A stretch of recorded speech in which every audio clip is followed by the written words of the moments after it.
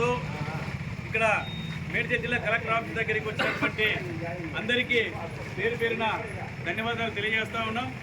మరి ముఖ్యంగా చెప్పాలంటే ఇందాక నాయకులు చెప్పినట్టు కేంద్రంలో ఉన్నటువంటి బీజేపీ ప్రభుత్వము, అందులోనూ మన తెలంగాణ రాష్ట్రానికి సంబంధించినటువంటి కిషన్ రెడ్డి గారు కేంద్ర బొగ్గు గనుల శాఖ మంత్రిగా ఉండి కూడా మన తెలంగాణ వారసత్వాన్ని ప్రైవేటు వ్యక్తులకు దగ్గర ఉండి మరి అప్పచెప్తున్నటువంటి చర్య చాలా సిగ్గుచేటు అని చెప్పేసి ఈ సందర్భంగా తెలియజేస్తా ఉన్నాం.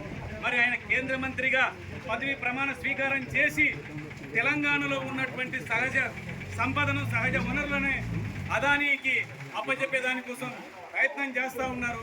ఎందుకనంటే ఇప్పుడు ఉన్నటువంటి ఈ బొగ్గు గనులు ఇందాక మన కార్యదర్శి గారు చెప్పినట్లు ఎన్నో వేల కోట్ల రూపాయలు ఆదాయం తీసుకొస్తున్నటువంటి పరిస్థితి. ఇదంతా ప్రభుత్వ రంగ సంస్థలో ఉండేసేసి అనేక రకాలైనటువంటి ప్రజా సంక్షేమానికి ఉపయోగించేటువంటి పద్ధతుల్లో ఉపయోగపడుతున్నటువంటి పరిస్థితి ఉన్నది.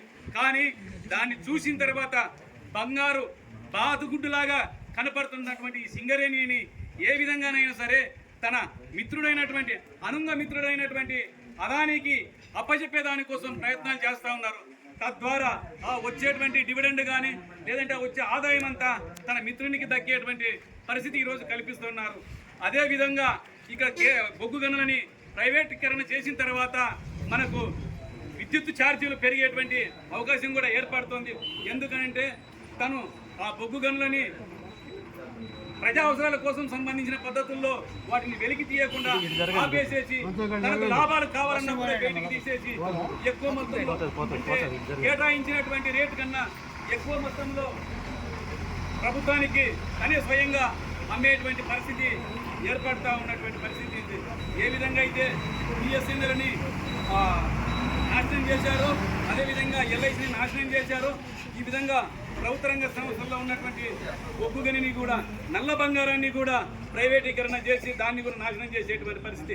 ఒక్కొక్కటి పద్ధతిగా ప్లాన్గా ప్రభుత్వ రంగ సంస్థలన్నిటినీ కూడా తన ప్రైవేటు వ్యక్తులకి అప్పచెప్తున్నటువంటి పరిస్థితి కనపడుతుంది. కాబట్టి ఈ చర్య చాలా దుర్మార్గమైనటువంటి భవిష్యత్తు తరాలకి ఇది చాలా నష్టదాయకంగా కలిగించేటువంటి పరిస్థితిగా ఉన్నది. కాబట్టి ఈరోజు సిపిఎం పార్టీ దేశవ్యాప్తంగా ఈ నిరసనలను తెలియజేస్తూ ఉన్నది.